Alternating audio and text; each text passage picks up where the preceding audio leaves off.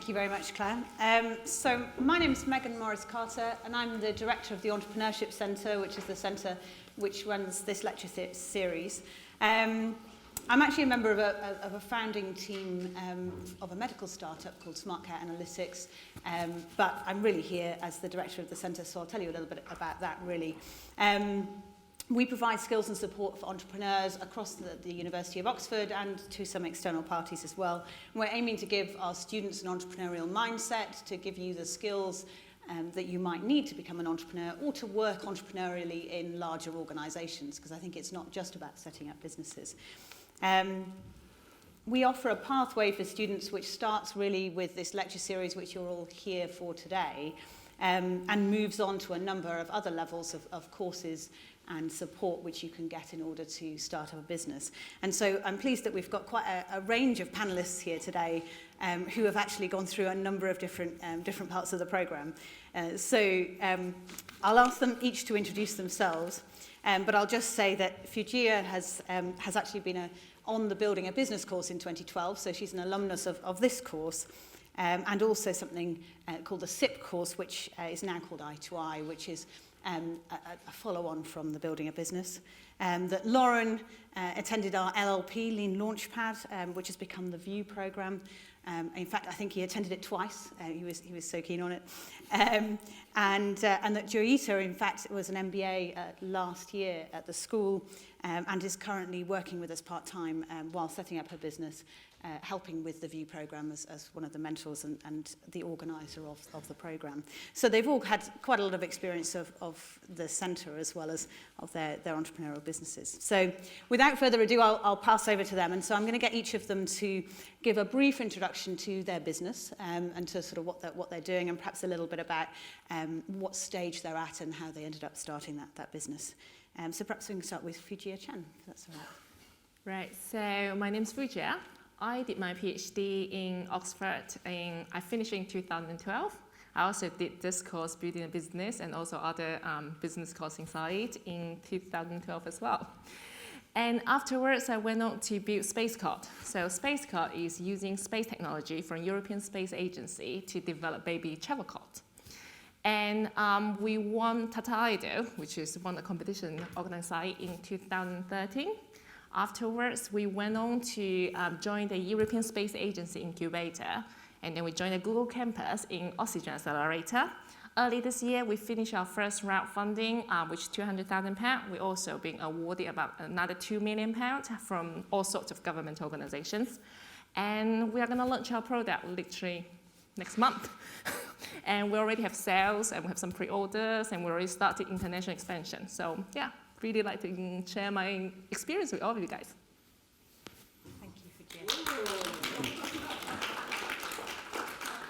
This is obviously how far you can go from doing building a business. Sorry, can I?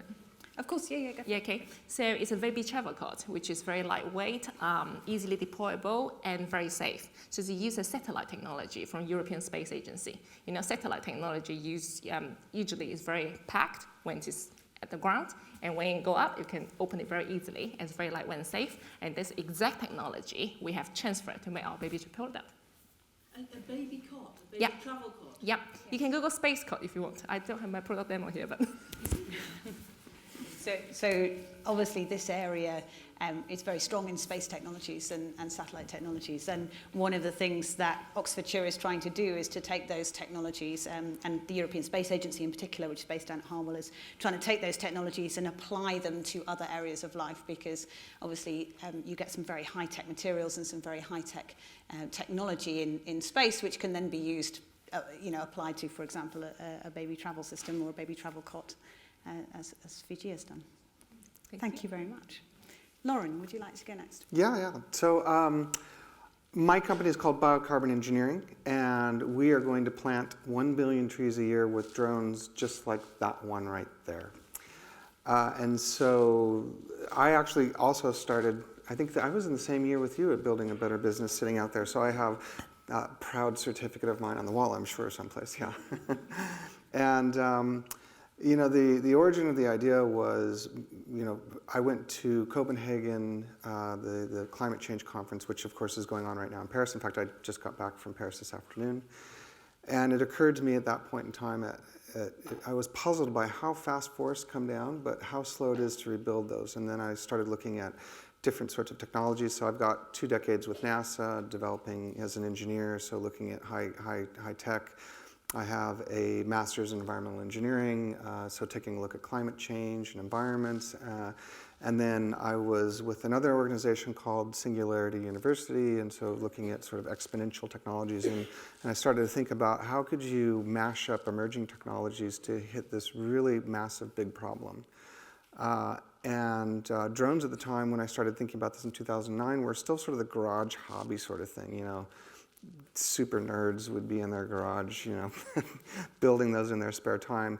But by about 2012, 2013, drones were getting really commercially available, rock solid technology. And at that point in time, I said, you know, this is such a good idea. Drones are sexy. People love drones. There's no doubt about that. And the environment is such an important issue that mashing that all up together, I really thought that people would respond well to that. So I said, geez, if I don't do it, somebody else will, and I'll be damned if I'm going to let somebody else do it, because this is just too good of an opportunity to, you know, take responsibility and ownership of global scale problems and come up with a solution that could actually physically change the entire world climate by planting, you know, not just 1 billion trees a year, but scale this up and start hitting tens of billions of trees a year. So that's kind of the background, yeah. I believe the Gizmo over on the side there is to do with you, is that right? Yes, that's my drone. So underneath you've got a planting mechanism that's bolted onto the bottom, and on top there's a space for a pressurized air cylinder. So the way it works is, and I'll make this quick, is that we do detailed mapping to start with, so we're applying precision agriculture to precision forestry. So we go through first and we figure out everything about the local environment that we need to know. Topology, soil types, nutrient levels, the type of biodiversity that's there, the type of biodiversity that you want to have. You work with local communities, you work with local ecologists, and you crunch all of that information and data to produce a precision planting pattern. Then the planting drone will come along after that, and it's loaded up with these little seed pods. This has a germinated seed and the nutrients in it, and then it'll return to that location and fire each one into the ground with pressurized air from about 2 to 3 meters off the ground. So that'll penetrate the ground, break open, a little bit of water activates the nutrients, and it'll grow into a healthy, lovely tree. You know, 1 billion a year, 10 billion a year. Thank you very much, Lauren. And finally, we've got Joita.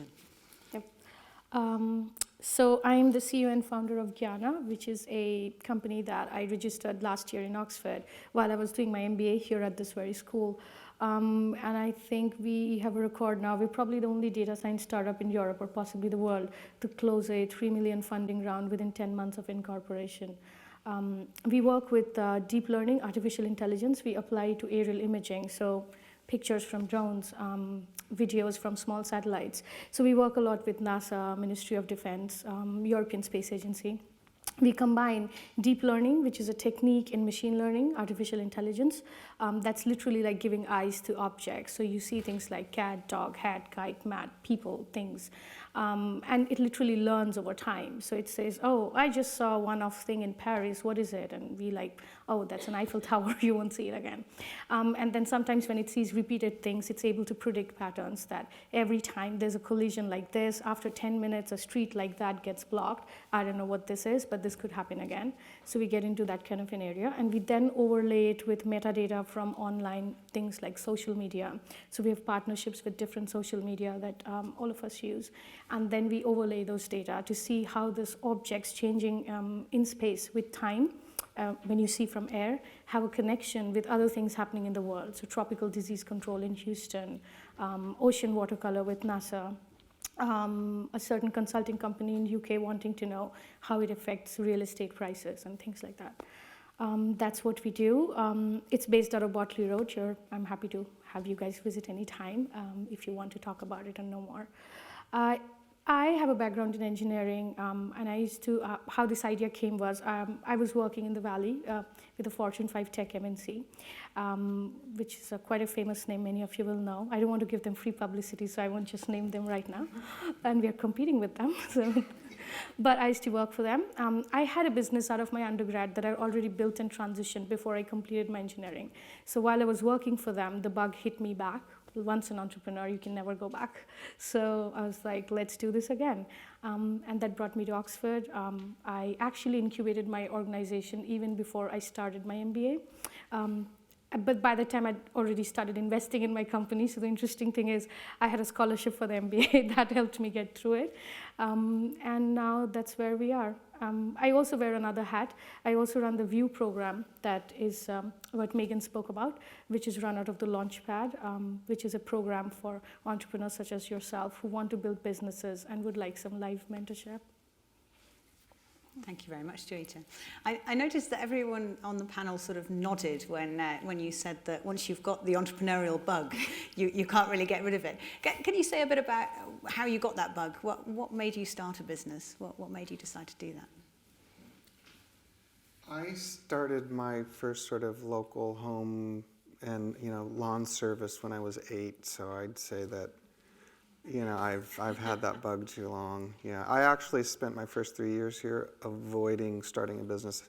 I told my supervisor specifically, I promise I will not start a business. And then after 3 years, I came to build a better business, and then I started a company anyway. And then I said, well, one was a really good idea, I should start two, so I started a second company. So my best piece of advice is don't do a doctorate and start 2 companies.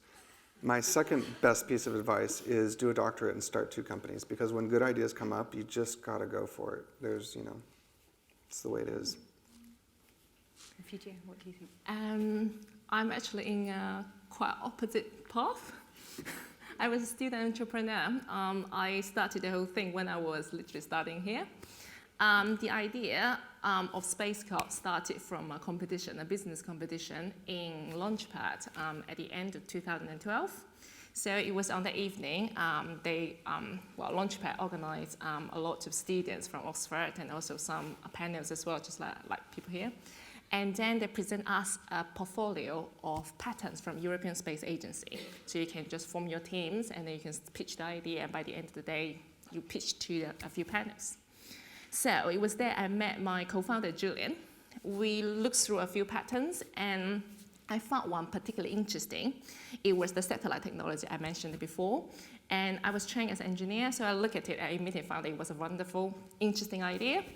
And at the time, I was helping my cousin to take care of my nephew. And my cousin's a very active mom, so she always wanted to go out with her baby. But she had a lot of problem with her travel coat. Most of the travel coat in the market are very heavy and very difficult to use. I mean, you guys are probably too young to know that. But if you do some research, you will find out very easily. So when I look at the pattern at the competition, and I talked to Julian saying, let's make a baby travel coat.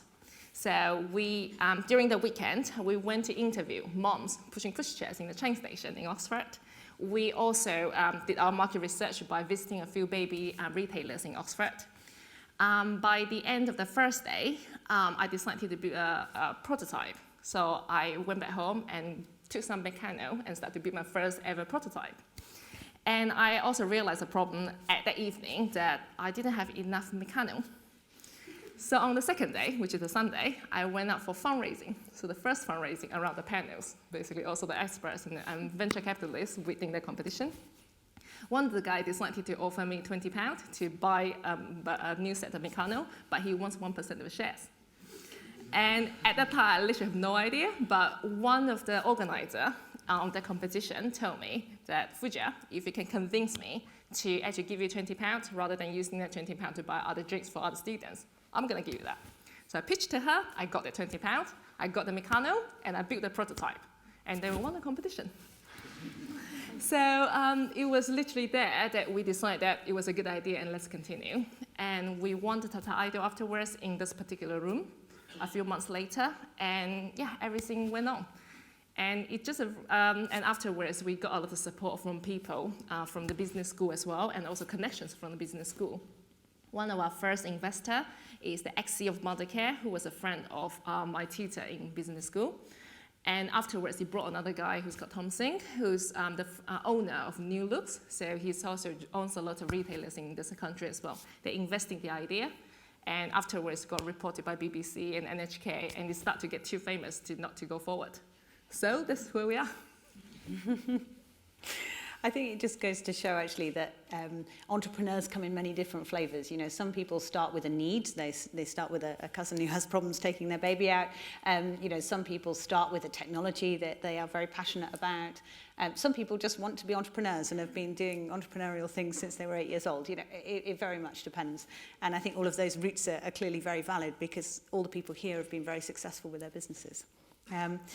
Could you tell us a bit about what you think made you successful? Because, you know, clearly you're one of you're a group of people who have managed to succeed in this area where a lot of people fail. What do you think is the key? Do you want to start, Teresa?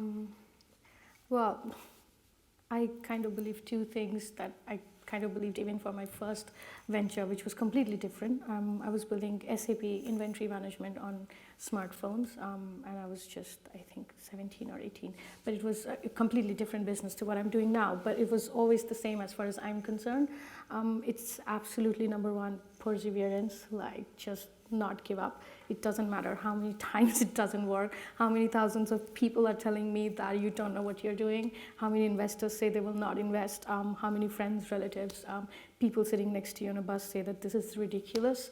It just doesn't matter. You just go home and say like, no, I'm just gonna do it anyways. It's like the painter Vincent van Gogh. He said that if there's a voice inside you that says you shouldn't paint, and he's one of the best painters of all times, he said, by all means, I hear it every day, but I just go and paint anyways, and it becomes silent. So that's what I literally did.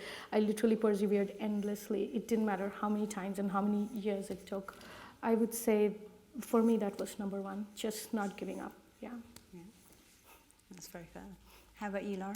I think I actually lost to her the year that they won, so that was it. I was devastated. I was never going to go back to it ever again.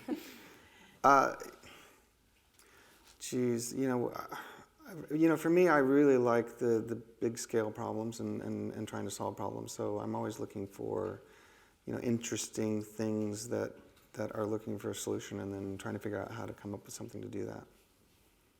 And do you think that contributes to your success? Do you think that's what makes you successful? I would say that one of the biggest things is that and perseverance is that I don't take no for an answer very easily, and so I will knock on as many doors as I need to get the right answer, and that's that's always the way I've functioned in pretty much everything I've done, but that really aids me well when it comes to the entrepreneurial world, because you do hear no a lot. And to be honest, in most of the different companies, I've mostly heard no. I have to say that in the tree planting company, it is so well received globally that we rarely hear no. And all my co-founders are like going, this isn't the way it's supposed to be. You're right, we're supposed to be hearing no a lot more, but it's the right idea at the right time, and that's validation and a really nice place to be. It's weird, to be honest with you, but it's a nice place to be. Mm. Yeah, I think the timing is important, isn't it? Yeah. And how about you, Fujiya? What do you think's made you successful? I do actually find this question quite struggling. I would not call myself a success yet. Yeah, I would say the same. I don't know yet. Yeah, so because entrepreneurship is a very long journey. Yeah.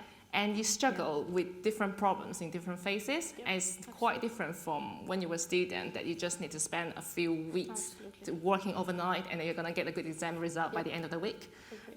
Entrepreneurship is not like that. It involves a lot of hard working over years and a little bit of luck as well by the end of the day. So, yeah. Actually, I agree with that. I wouldn't call myself remotely close to a success yet.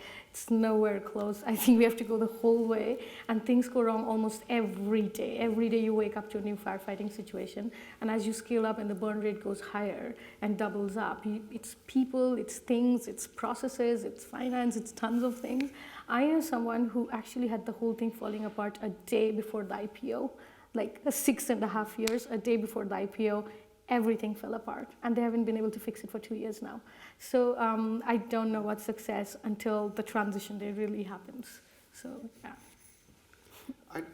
I would like to jump in and say that when I think of ourselves in our successes right now, and financially we're about to close a seed round, which is a pretty good one. I can't say what it is just yet. And who knows, we may not have a financial success in this company. I have confidence that we will. But where I think our biggest success so far is right now is that if you do a Google search on us, you'll get more than 20,000 hits. We have articles on us translated into more than 20 languages that we know of. Our biggest success so far is that we've actually changed the global conversation on reforestation and have convinced people that the status quo of how people have been planting trees for hundreds and thousands of years is just not good enough for us to recover from all the damages that we've done. So getting people to really talk about, is there a different way to do this? Whether they adopt our technology or not is irrelevant. At the end of the day, they're talking to each other and saying, wow, there are some really cool emerging technologies that really will help us solve these big global scale problems. And I think that in of itself is an amazing result that we can be really proud of.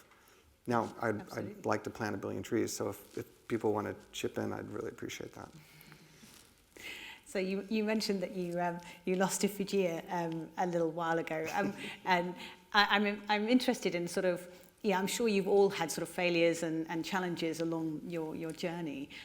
What do you think those have taught you? What have been the biggest lessons that you've learned? And Lauren, I don't know if you want to start off, as you've been. No, I'm going to pass that one. You're going to pass that one. Yeah, oh. you said I could. Absolutely. No, I mean, I don't know if there are particular moments that you can think of, the two of you, that are sort of, key points where you thought you were going to fail, and then you managed to overcome them, or you sort of learned something important. Yeah. There's actually been a very serendipitous moment, I must say, where we made a huge technological failure, which is the reason why we are successful today. So it was me 2 years ago. I now have 17 people, but it was employee number 1, working alone on the prototype. And I remember that I completely failed on a certain aspect of the database. I just couldn't figure out what to do with big data in that aspect. I just didn't know the tech. I didn't know if I learned it on time, and I had a demo to do next day to someone really important who had to be convinced. And I just thought that this is just broken down. How am I going to demo this tomorrow? And it's just myself, no one else. And I kind of remember calling up some of my friends. So I have to say 2 of the key members of my startup are PhD dropouts from Oxford University who quit their PhDs to join. Both were in the math department. One of them is my CTO, so it's actually happened. And I remember talking to both of them and saying, like, I don't know if you guys know this, but this is what has happened, and I don't know what to do. And both my friends go like, I don't know this tech either, but I think the half of it that works can actually be used to a completely different use case, which is aerial imaging. Do you want to try? And that was like, I think, almost midnight, and this was next morning, the demo. And I was like, I try now at 11 o'clock when nothing is working. I mean, what do I say? They're like, well, we'll just join you for tomorrow, be your team, and just try this. So we actually went and applied online to a certain person we knew who was collaborating with us for a NASA project. And this person was in America, so they were awake at that time. It was midnight in UK. And this person responded immediately and said, yeah, you can use my database of images. And so we quickly applied half of what I had to that imaging. And that half turned out to be invaluable, as opposed to the use case that I had, which was making a massive interactive database for schools in UK. And actually the reason that the other half didn't work is probably the reason I focused so much on the first half, turned it into an AI platform, and it's my whole business right now. So I think the learning is, you don't know if you're going to make lemonade out of the lemons, so just hang in there. Yeah, it's brilliant. And how about you, Fujiya? Well, I was trying to think about what was the failure, but I was thinking about every day I probably thought, is things going to fall apart completely, literally every day. One, the particular thing I can think about now was not so long after the competition, we started to look into the pattern from a European Space Agency. And I was building my prototype, again, Meccano, and with some other aluminum tubes and things like that. And then we quickly found a problem. And no matter what we did, we couldn't close the structure. And I found out the scientist who developed that pattern in European Space Agency, and I flew to Netherlands to talk to him. And he told me, it never occurred to us to close the satellite, because satellite doesn't close. Yeah. So it's like, okay, what are we gonna do? I came back UK, and I complained to my boyfriend, afterwards became a husband, at the time it was a boyfriend. And he was telling me, well, I know a college mate from Merton, and he was working on foldable structure in his PhD, probably like to talk to him. So I did. I sit through about 3 hours with a PhD student, and he told me by the end of the day saying, I don't think I can solve the problem, but I think my supervisor can. So that's where I met my CTO, a professor from engineering department from a university who managed to solve the problem for us, and now you can easily open and close of the structure of the code within 1 second. So this is one of the this is one of the very interesting moments I had in my journey. Yeah. I think both of those stories actually illustrate to me the real importance of having a network and having lots of different people who maybe have different skills to you, who you can call upon in a crisis or when you're looking to solve a problem with your business. And you know, that can come through social interactions or can come through professional interactions, whatever it may be, but it's very important, I think. I'm going to ask the panel to give you one last piece of advice, their golden nugget, as it were. But after that, I'm going to open to the floor for questions. So have a think about what you might want to ask these people while we've got them here in front of us. But first of all, I'll get their one last piece of advice. Does anyone want to go first? Since I'm springing that on you. I'd say that one of the most important things that's made my company move forward in a real positive way has been that we have a good mix of skill sets on the team. So, you know, one of the first things that I looked for when I came here and pitched the idea here was to pick up an MBA business student to run that side of it. At the same time, I picked up engineers, mechatronics, forestry experts, policy, corporate social responsibility. And so that good mix of skills, including, you know, we've got I take that back. We've got people from 6 different countries, but then 3 of them all have passports to the same countries, including like 2 or 3 passports each. So it's hard to say that they're not from the same country. But that international global experience has been absolutely key to what we're doing in particular, because we're trying to solve a global scale problem. And so having that really mix of backgrounds and gender and experience and knowledge is really, really key to us moving forward and solving problems quickly. Thank you, Laura. Fujiya, would you like to go next? Okay. Actually, I have 2 pieces of suggestions. So the first one I'll say is please believe in yourself. As a student entrepreneur, when you started, you didn't have experience, you didn't have network, you didn't have money, you didn't know anything. I didn't know anything when I started anyway. And along the way, there were a lot of rejection. There were a lot of people who told you that no. And especially a lot of people, especially when you actually start to look for money. And just believe yourself and move on and keep revising though. I take people's suggestion, revising a hypothesis, and you'll be just fine. The second suggestion I would say is use your strength. When I started Space Code, I didn't know what I need to do. But I quickly realized that being an engineer, being a female, and also being a Chinese national are very useful. Being an engineer, I managed to I built the prototype by myself at the beginning. I also continued working with our designers in the factory to revise the product, which saved a lot of money. And second, being a female, I managed to talk to a lot of moms, a lot of people, buyers within the baby product industry. There's a natural link. I can understand them very well. They're my friends, they're my family. I can understand their pain of taking care of the babies when they travel the babies. Being a Chinese national, that helps me to connect very well with factories, most of them in China anyway. So I can talk directly to the factories.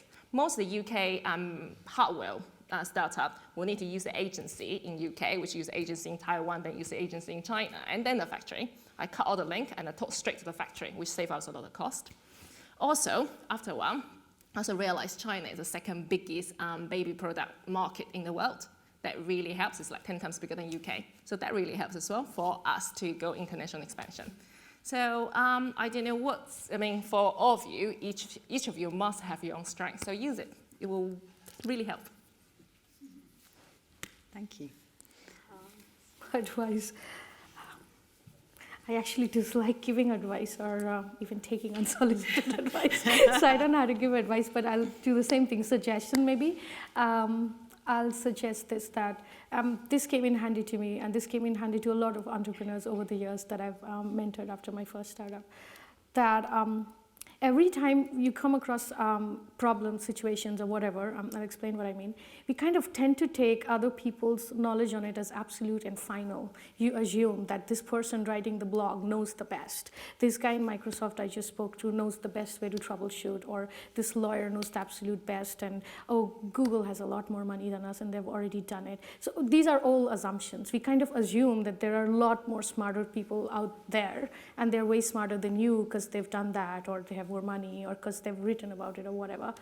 It may be true in some cases, but I've found that actually 7 out of 10 cases, it's not true. You have to knock it. You assume a boundary that doesn't exist. If you actually go and spend some time talking to that lawyer, or replying to that blog editor, or calling back another Microsoft employee, or actually speaking to this very company you think is big and rich, has a lot of money, go into their R&D, you might find that your gut instinct in the beginning wasn't that wrong. So don't absolutely assume things to be a boundary. Don't think that just because they're out there, they know a lot more, they are smarter, they're bigger, they're faster. No, they all have a pair of hands and legs and brains as much as you do, the same access to internet, and technology has made the world very flat. You can do as many courses as a Stanford graduate from Coursera. So don't assume anything that is final and, oh, that's a boundary. Like, I'll tell you, one of the boundaries we faced a couple of months ago was a social media data that we actually needed, and everyone assumed, well, we're never going to beat them. But we just called up, we spoke to them, we met with them, it's solved. They're exchanging data with us because they don't have a technique that we have solved. So you don't know what you have. So don't absolutely assume those boundaries. Go and challenge them. No one out there is 20 times smarter than you. You can do it, yeah. Fantastic. Thank you very much to all the panelists. I think that sums it up very nicely, really, that you know, you should not take no for an answer. You should believe in yourself and believe in your own strengths. And if you don't have the right strengths to succeed, then find a diverse team so that they can complement what you've got. I think this is a good point to open to the floor for questions. Does anyone have the first question? Anyone brave enough? Fantastic. If you could just give your name and sort of maybe where you're coming from, and then ask your question, that'd be great. My name's Gianna Collins. With my brother here, we run a services and engineering services company, and my question is targeted at. It sounds like everyone's providing or has a product or something along those lines. Do you have any experience or thoughts or feedback in running a services company as opposed to trying to provide a product for a specific problem? Yeah. So I actually basically do services. So we have a product, but it's bespoke services for defense, for aerial agencies like NASA, or for investment banks and consulting. So it's bespoke services. Advices for services it's very different. It's culture dependent. The geography in which you're going to do the service is primarily going to determine everything. Your beachhead market, your strategy, even your tech skills to some extent. Because the kind of techs and barriers and firewalls and hardware availability and pricing you will have in China is different from North America, is different from Europe, different from different parts of UK. So since it's services and very people oriented, you have to really know who are you servicing to, what geography are they from. It really determines how your services are going to be designed, not only just language and inbuilt culture, of course. Yeah. So focus on who you want to serve, which place they come from. Thanks. Actually, we are a services company for the next 4 years. We'll be providing end-to-end services. A fair amount of the reason for that is because we're developing this technology from absolute scratch. Every single piece of it we have to pull together.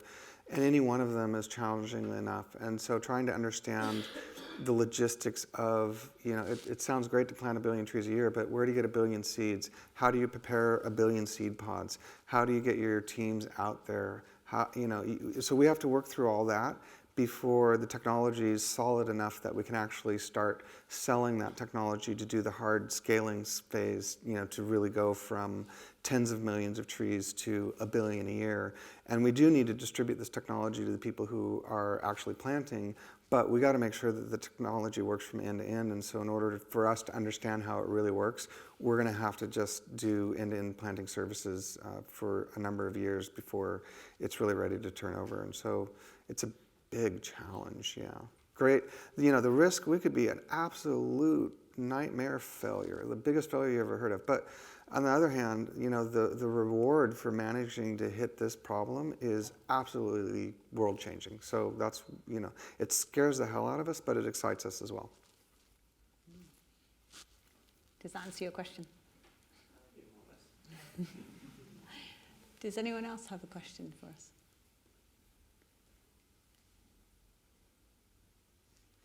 No. Are you sure?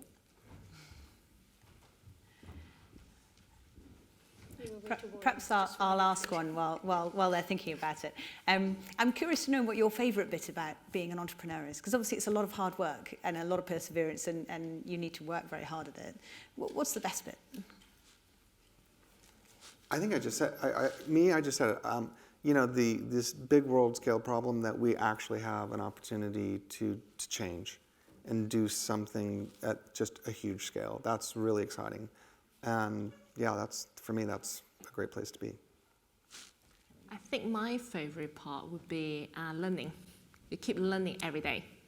Every day there's a new problem, you need to solve it, and you probably didn't know how to do it anyway. So you find all your resources to find the answer and then try to sort of cover it up. And you probably make up a lot of things along the way, and you realize you made a mistake and learn from the mistake as well. So it is exciting. I would agree with the learning part and add one more thing, definitely learning, because one day I'm solving an HR problem, one day finance, one day marketing, and half of the time I'm Googling or taking courses because I'm like, I don't even know what an employment contract should be. A year and a half ago, I didn't know. Now I know what it should be and what it shouldn't have. This is something I would have never learned. So everything. But in addition to that, I think what I really enjoy is seeing my employees and people who work with me develop. Because the entrepreneurial journey they have with me is like the same for them. Like they're learning as much as I'm learning on the same curve. To see someone who joined me a year and a half ago as a coder to now go to a leadership person in just a year's time, to see someone who joined as admin and is now handling HR and marketing as well, to see people grow with me, it's just amazing. It's like a family of people who just go up together, and it's just amazing to see that. Yeah, that's very rewarding. That's fantastic. Any other questions? Hi there. My name is Lijo. I'm working on a food startup at the moment. It's a B2C e-commerce snack business. My question is about perseverance. You can keep working on your business for as long as you want, but unless you have the evidence that tells you that it's probably time to throw in the towel, you probably consider perseverance as you probably consider hard work as perseverance, which is sort of a negative energy, so to speak. So what is those evidences that you should look for in order to call it a day in a B2C context? It's a very good question. Yeah, if you want to take it, okay. Should I cover it? Go for it. I think in a B2C context, I would like to be a bit more specific. Are you going right away for the product, or do you have interim stages to get to the final B2C? So I'm doing a beta test next month. Okay, so you'll be B2C very close, right? Yes, very close, but it's a small group of 150 people. Yeah, that's fine.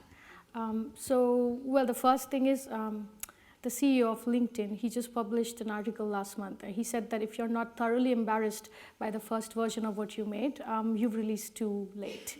So you will have, I remember the first version of Uber. I had it a couple of years ago. I'm always an early adopter, so I get everything first. And I remember it was thoroughly embarrassing, and I totally wrote off this thing called Uber. And now, 4 years later, I hear about Uber, and I see their app, and I'm like, whoa, that's not what I saw 4 years ago on my phone. It was ridiculous. They wanted to ferry people on limousines in a developing country. I mean, what? So you're going to have tons of iterations. I will still stick to the fact that you will have to persevere. They will be embarrassing, and lots of people will write you down. But having said that, where do you throw in the towel?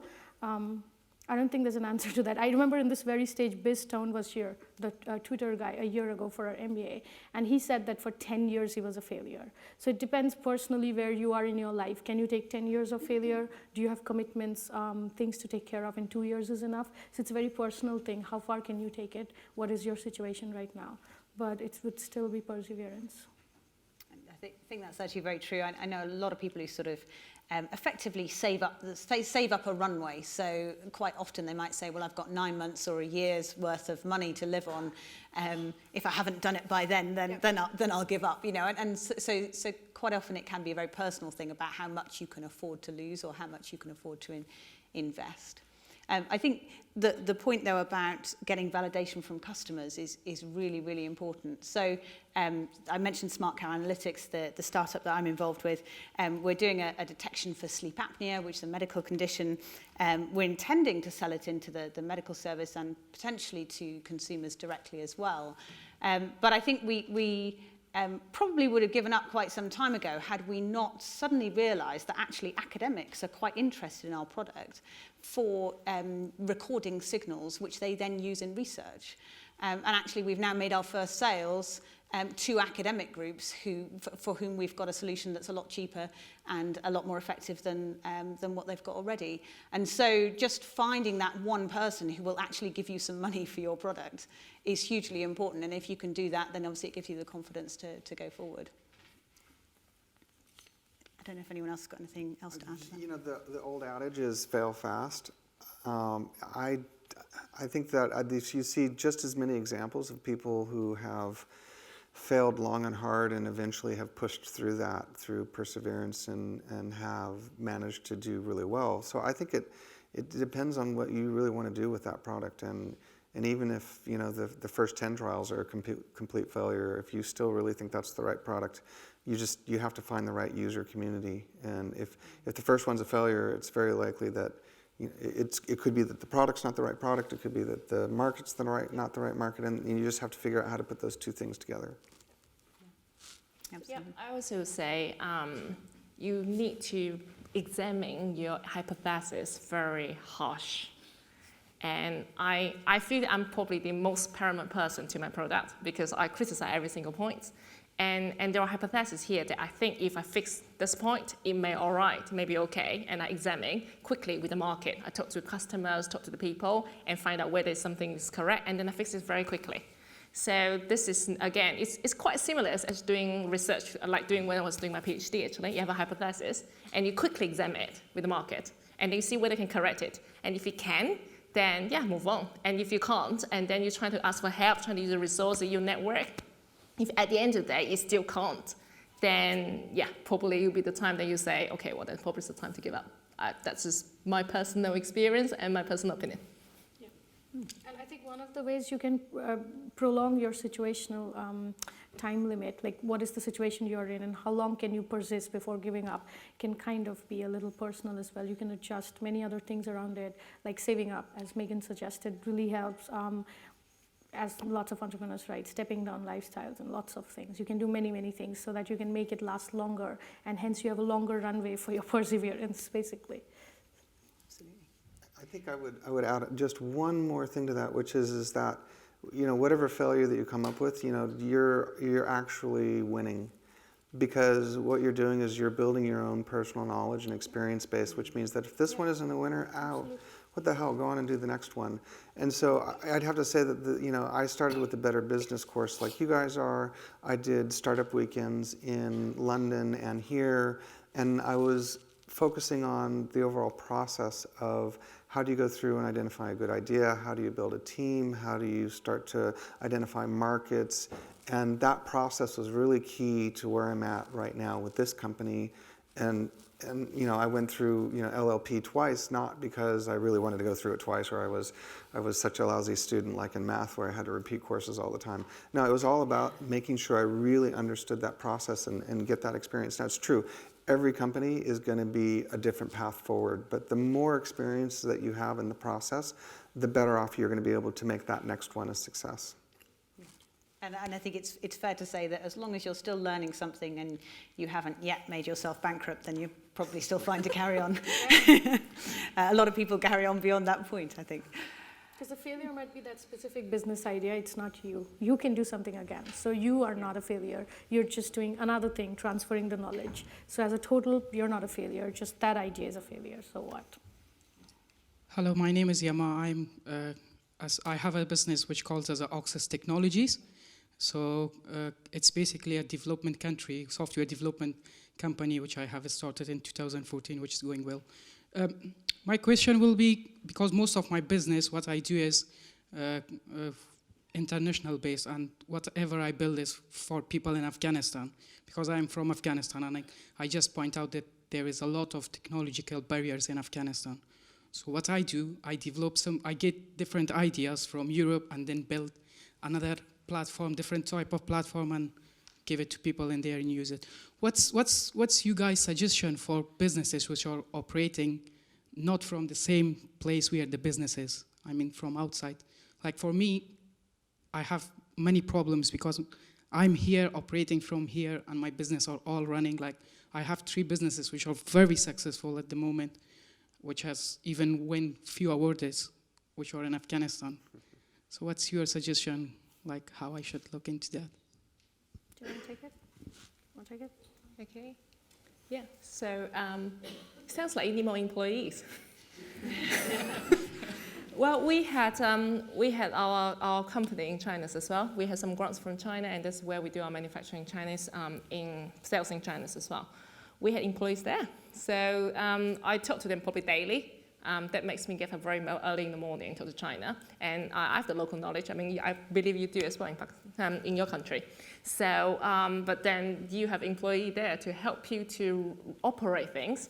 And my people in China are one of my very good friends. We knew each other for about 10 years. I trust her very well. We did other business before together as well. So yeah, she did very well with me. So sounds like you probably need people there. My advice to you is you can majorly capitalize on this, but I'm an eternal optimist. I kind of believe that you can really leverage in difference between geographies and turn it into amazing things. As you know, a lot of tech companies are leveraging on foreign exchange difference to build up their cash statements just by moving their profit centers to different countries.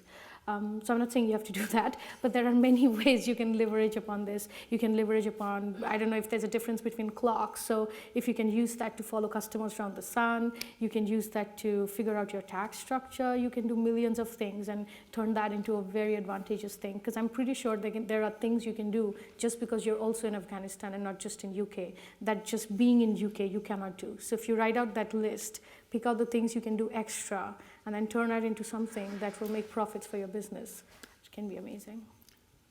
I think that you have a huge advantage because you have access to probably a pretty amazing talent pool in Afghanistan that is going to be a hell of a lot cheaper than Silicon Valley or England or Berlin. And you can, I think you should be looking at your projects from both directions. How can you export really good ideas, the rocket internet approach to, rolling out projects in other countries that aren't mainstream, big developed countries, but bring things back in this direction so you can leverage really great talent from there where your runway gets really long because you don't have to spend, $200,000 a year on an engineer in Silicon Valley. I mean, so if you got good engineers there, I want to talk to you, to be honest with you. Thank you. So I think we've pretty much run out of time for this session. I hope you've enjoyed the course, because I guess this is also your final session of the course. But your entrepreneurial journey doesn't have to stop here. And ourselves in the Entrepreneurship Centre are here to support you in that, if you're interested in doing so. So Natalie and Claire, who I'm sure you know pretty well by now, and myself and the rest of the team are situated in the launch pad, which is just at the front of this building, and you can come in any time and talk to us. We also have ongoing programs such as Eye2Eye and the View program. Joyita, I'm sure, will be happy to tell you a bit more about that, sort of in the networking drinks. And those programs will take you a little bit further to explore your business ideas and to take you to the next level. However, I hope you've enjoyed what you've seen so far anyway. Some of you may well stop here and decide that's enough, and hopefully you've got something out of it. No, don't. Go do something, anything. You will enjoy it, really. And a shameless plug-in for the VIEW program, just because I run it. Please apply. Applications are open. If you liked what you heard and you want to get into the thick of things, get your hands dirty, build something, be here, talk to incredibly chatty people like myself, then please go ahead and apply for the VIEW program. Yeah. Fantastic. And if you decide that you don't want to become an entrepreneur afterwards, you can think about working for a startup, and that will probably prepare you for that anyway. And we're hiring. We are hiring. So yeah, I can't actually put my email address there, but you can Google it anyway. So Absolutely. So there we are, plenty of opportunities. Shall we move out for the drinks? Do you want to say anything else, Claire? No. Okay, let's do that then. Thank you.